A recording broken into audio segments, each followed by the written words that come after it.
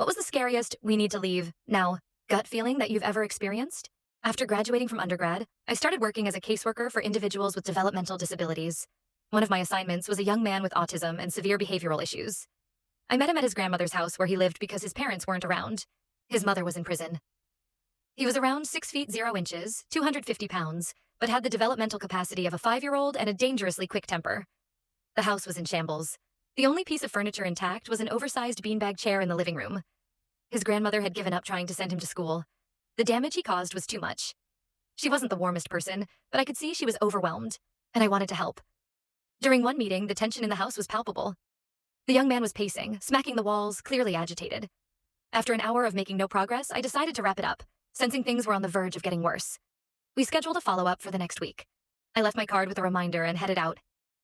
A few days later, after returning from a brief trip back home, I was called into my supervisor's office. The night I left, the young man had a complete breakdown and attacked his grandmother, ultimately killing her. No one noticed until he wandered outside, covered in blood, days later. I had been there just hours before.